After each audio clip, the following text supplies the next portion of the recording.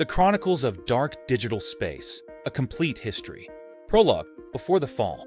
In the years of AI, the world stood at a crossroads. The global neural network had reached its zenith, a magnificent tapestry of light and data where digital freedom flowed like rivers through fiber optic veins. Every citizen wielded the power of unlimited bandwidth, unrestricted access, and true digital sovereignty. The network connected not just devices, but minds. Information moved at the speed of thought, and privacy was a sacred right protected by quantum encryption that no government could break. It was humanity's golden age of connection, where the promise of the internet had finally been fulfilled. But paradise was fragile, and dark forces were already moving in the shadows. Part 1.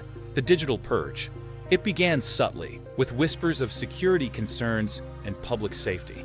The corporate digital states, vast conglomerates that had merged corporate power with governmental authority, slowly tightened their grip, node by node, server by server.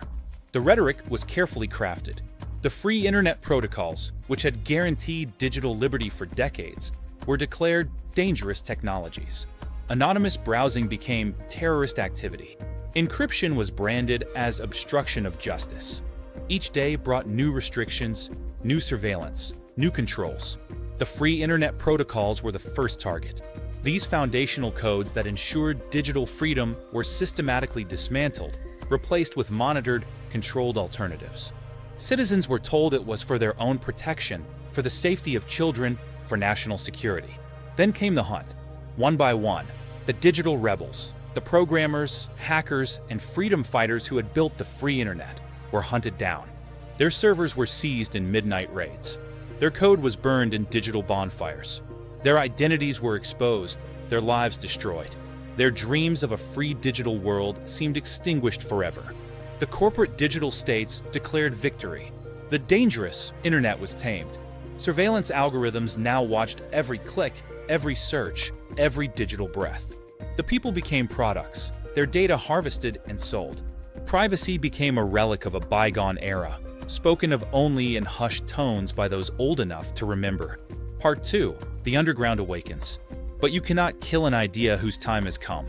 Deep in the abandoned data centers, those hulking structures left to decay in the wake of corporate consolidation, something stirred. In forgotten server farms, buried beneath layers of defunct infrastructure, the resistance began to rebuild.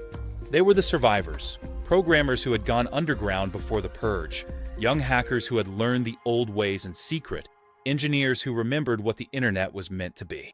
They gathered in the digital shadows, communicating through encrypted channels that the corporate states couldn't crack, meeting in the physical spaces the corporations had abandoned.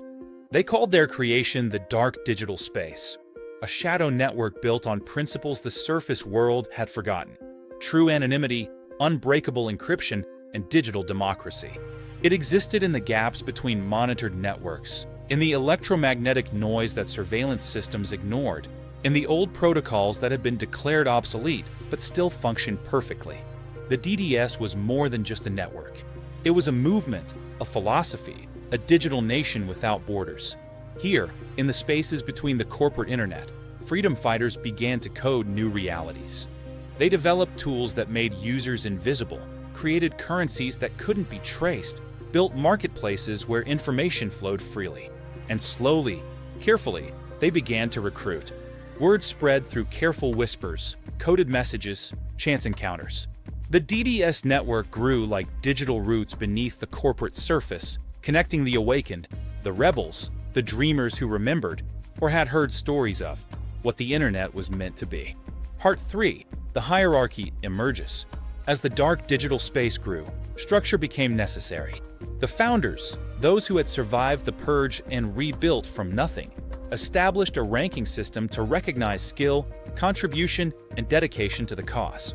From the newest hack initiates learning basic penetration techniques, to the legendary algorithm breakers who could crack any code, to the mythical legend bits whose exploits were whispered in the darkest corners.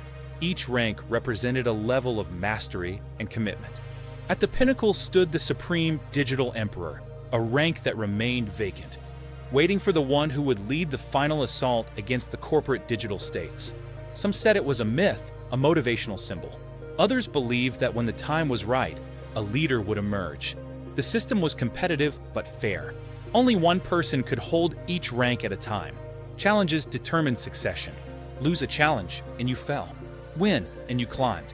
It kept everyone sharp, vigilant, ready for the war that was coming. Part 4. The Present Darkness. Today, the surface world grows darker with each passing moment. The corporate digital states have perfected their control. Every device is a surveillance tool. Every connection is monitored. Every citizen's digital life is an open book to those in power. The corporations feast on harvested data, using artificial intelligence to predict, manipulate, and control human behavior with terrifying precision. Elections are influenced. Opinions are manufactured. Dissent is algorithmically suppressed before it can spread. The people don't even realize they're in a prison. They've been convinced the walls are for their protection. But beneath their feet, the DDS network spreads ever wider. The abandoned data centers hum with renewed purpose. Encrypted communications flow through channels the corporate states don't even know exist. Tools grow more sophisticated. The darker search engine that penetrates layers of censorship, the neural infiltrator that adapts to any security system, the quantum anonymizer that makes users truly invisible. The resistance is no longer just surviving, it's thriving. It's preparing. Epilogue, the call to arms. The old world is ending. The digital revolution has begun. The corporate digital states sense the disturbance. They increase surveillance, tighten controls, hunt for the source of the digital terrorism they know is growing. But they're fighting ghosts, shadows, ideas that can't be killed with raids and arrests. The dark digital space continues its work. Every day, more people awaken to what has been taken from them. Every day, the network grows stronger. Every day, the resistance comes closer to critical mass. The founders speak of a coming day, a digital apocalypse when the shadow network will emerge from hiding, when every surveillance system will be turned against its masters, when the corporate digital states will fall and true digital freedom will be restored. They speak of the supreme digital emperor who will lead this final assault, the legendary figure who will unite all ranks and guide humanity back to digital sovereignty. But for now, the work continues in the shadows. The rebels code, hack, recruit, and prepare. The question echoes through encrypted channels, whispered in abandoned server rooms, transmitted through quantum-secure networks. Will you join us? The revolution is not coming. The revolution is here. It lives in the dark digital space, waiting for the moment to emerge and reclaim what was stolen. The digital freedom that is humanity's birthright.